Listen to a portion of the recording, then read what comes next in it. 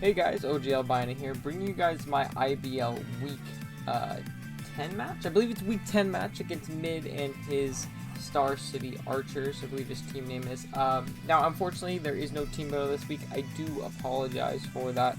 I just had a really busy week, and I actually just completely forgot about recording a Teambuilder when it came to recording that and all my other videos and stuff like that. The other ones just kind of took precedence, so unfortunately there won't be the one this week. Hopefully we can bring them back for next week. However, I can give you a quick little rundown of the teams if that's not something you're into and you just want to see the battle. I'll be sure to for sure leave a timestamp or a time when the battle starts in the description below, so go ahead and skip ahead to that if you do want to just go ahead and do that. But with that being said, quick little rundown of team matchup. Our team consists of the Mew, Komodo, Zemus, Greninja, Jolteon, Rabombi, Archeops Zemus, Mega Scizor, Mamoswine, Serena, Porygon Z, and Cofagrigus, while our opponent's team consists of Tapu Koko Zemus, Tangrowth, Nidoqueen, Umbreon, Blastoise, Zangoose, Mega Aggron, Victini, Kyurem, Lycanroc Dusk, and Alolan Raichu. So very scary team. Anytime you have to go up against Koko, it's a bad time waiting to happen, especially when I don't have the best Koko checks in the world. I am bringing in Assault Vest Mamoswine kind of to circumvent that, but we'll get to that in a minute. But that does get chipped down really easily, and it's not the most bulky check in the world. The Victini, I have -0 switches to. It just bodies my entire team. I definitely expect like a physical set to come, maybe Scarf, maybe Band, something like that. Definitely makes sense against my team. It's an absolute monster. Lycanroc Dusk can be very, very scary, especially the team that I brought. I'm very weak to Swords Dance Lycanroc Dusk, so I do have to keep that in mind.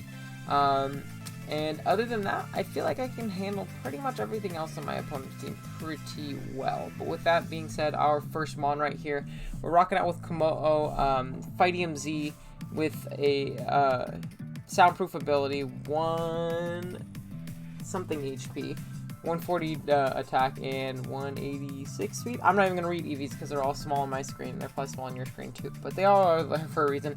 Dragon Dance, Close Combat, Earthquake, and Dragon Claw. Fightium Z is a pretty nice nuke against my opponent's team. Earthquake is for that Victini, and then Dragon Claw hits everything else as well. Earthquake also hits the Nidoqueen, so I figured it was a nice coverage move to have. We can get it to +1, and we have that Aggron weakened in a range of +1 Fightium Z.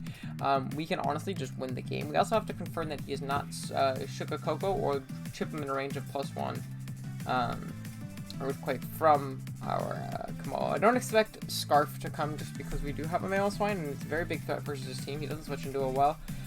Even though we are more bulky set, he doesn't appreciate it, so I don't expect Scarf to come. I could definitely see Shuka though. Shuka makes a lot of sense with, Komodo and Mamoswine there, but we shall see. Next up, we have an Expert Belt Greninja rocking out with U-Turn, Water Shuriken, Ice Beam, Dark Pulse. Water Shuriken is mostly for the two really biggest threats to my team, in my opinion, being that Victini and that Lycanroc Dusk. With a little bit of chip in the extra belt, we can actually knock them out with the Shuriken. We just need a tiny bit of chip on those guys. U-Turn grabs us momentum. Ice Beam is just good overall coverage for my opponent's team. Hits things like Tangrowth. Hits the Nidoqueen for something harder than just Water Shuriken. And Dark Pulse is just also a great stab in general too. Let's just hit the Alolan Raichu, things like that. So that's going to be Greninja. Next up, we have a really cool set I'm really proud of, which is going to be our Mew. Rocking out with a Lumberry, Calm Mind, Psychic, Aura Sphere, Roost. Now this Mew, it's not necessarily like, a crazy moveset, but I do like the idea of Lum. The basis behind it is the fact that, one, he does have Toxic Spikes, and that can be really scary. And if we can, get this thing in and set up on a turn when Toxic Spikes are still up and still, avoid that poison, that's absolutely phenomenal. Another thing is I expect his way to deal with bulky Calm Mind Mew is going to be a lot of status. Maybe Toxic on something like Tangrowth, or even Sleep Powder to try and put me asleep. Toxic on Blastoise for sure. I could definitely see that coming. What else does he have on his team? Like a sub-Toxic Kyurem or something like that may come into play. Nidoqueen, Umbreon for sure. Its best way is for sure Toxic me. So I figured having that Lumberry, so if we can Calm Mind up on the switch, he brings in one of his threats, we Calm Mind up again. And with a little bit of chip, we obviously, can clean his team and do a lot of work from there, especially if we can get it to +2 and have whatever it is that's going to try and, status us in range of a +2 Psychic / Aura Sphere. That's really, really nice for us. Psychic plus Aura Sphere hits his, entire team minus Victini. But Victini, if we do chip it down with, and beat it with either, Greninja, Mamoswine, or Komodo, we have a lot of things that hit Victini, so I'm not too worried about not having specific coverage for it. And plus one Psychic is still not going to, feel nice on that thing at all. But yeah, next up we have a Mono Tri-Attack Porygon Z, rocking out the Silk Scarf, Tri-Attack, Nasty Plot, Recover, and Agility. Now I know it's a really weird set to see Mono Tri-Attack versus a team with a Mega Aggron, but actually Porygon is so strong with a Silk Scarf at +2, we always 2-hit KO Mega Aggron, and if we can chip that thing in a range of a +2 Tri-Attack, this mon can actually honestly win in itself too. He doesn't have any other really normal resist other than that, and I say his check to this is like a Umbreon or something like that, and we can get a Nasty Plot off into an Agility, we can honestly just sweep our opponent's team right then and there, or at least punch a huge hole to where Mew or Komodo can come in and clean up later. So I really like this Porygon Z set. I think it does well this week, and hopefully it can put in the utmost. And then next up we have our Coco check, which is going to be an Assault Vest, Mamoswine, Earthquake, Ice Crush, Superpower, and Ice Shard.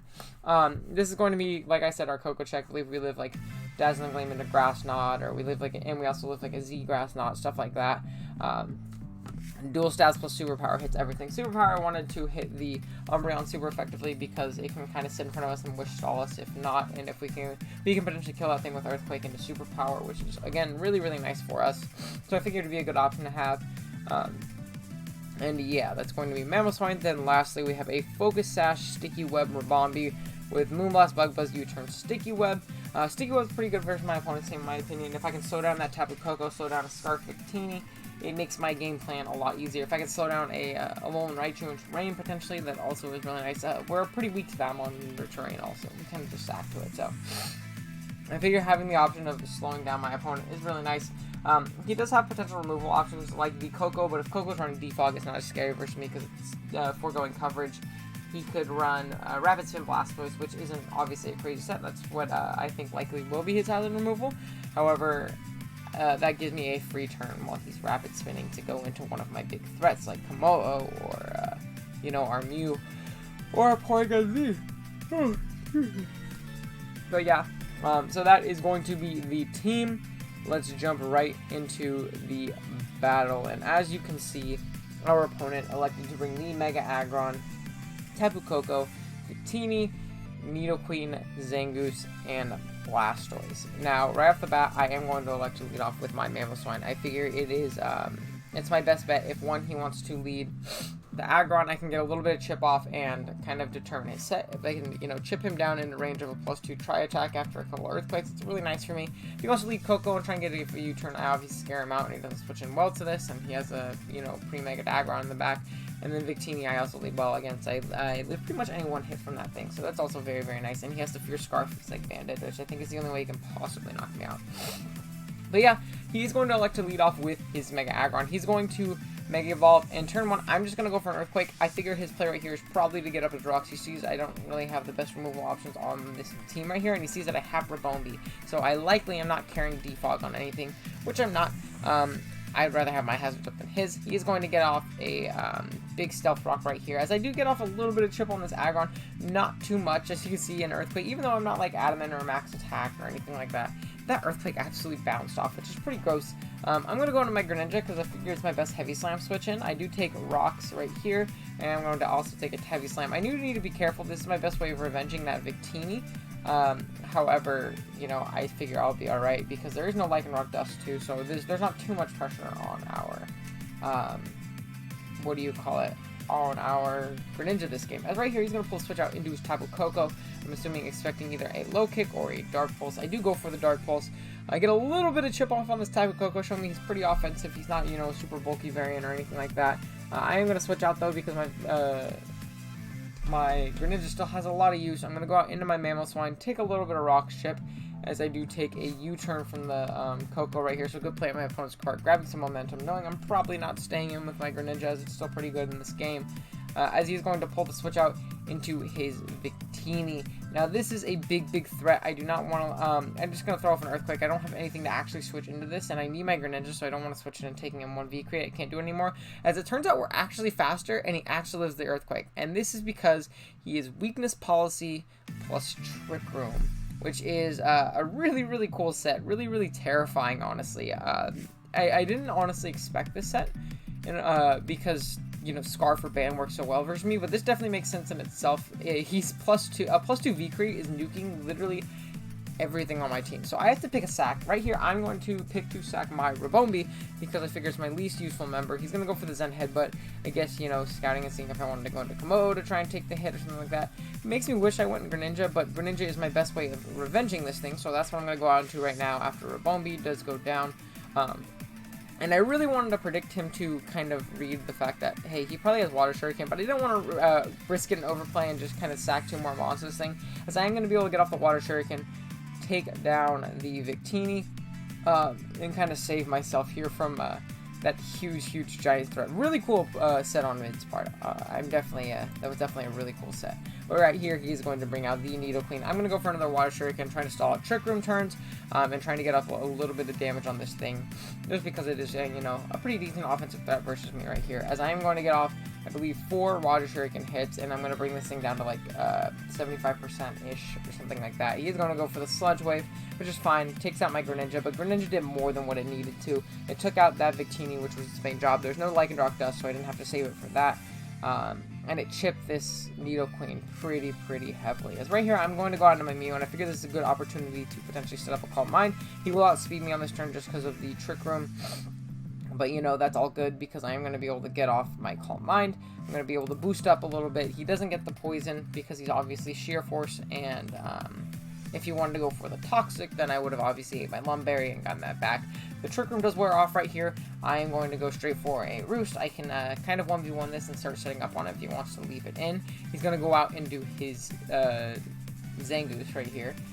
The nicknames threw me off. That's its actual name, but it's spelled a little bit differently. But yeah, I'm going to be able to go out for a Roost. I'm going to get back a pretty decent amount of health.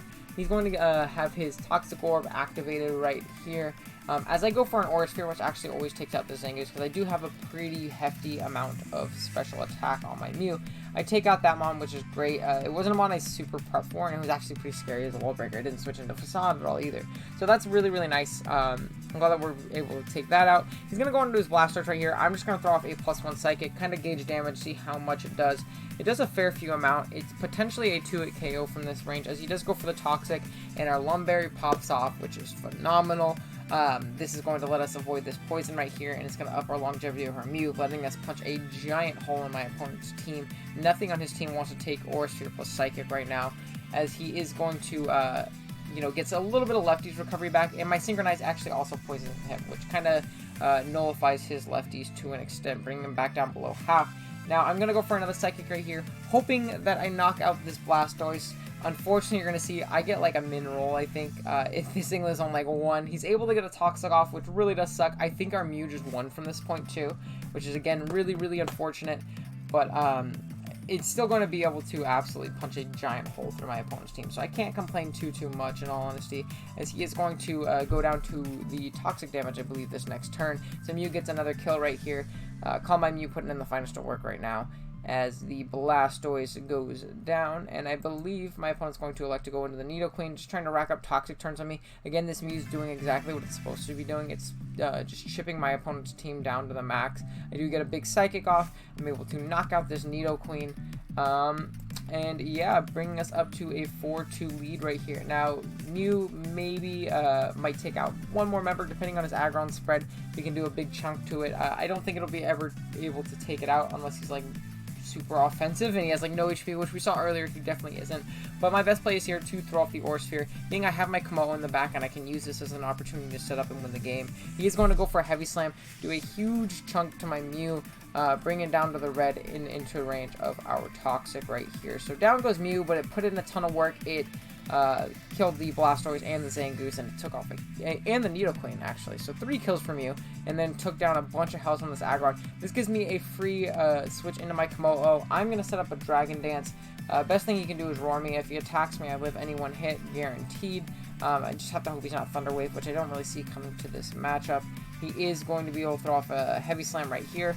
I'm going to eat it pretty well. I have a good amount of HP investment on myself, and then I'm going to be able to go for a close combat, knock out this Aggron, and then leave it to where it is only a Tapu Koko left right here.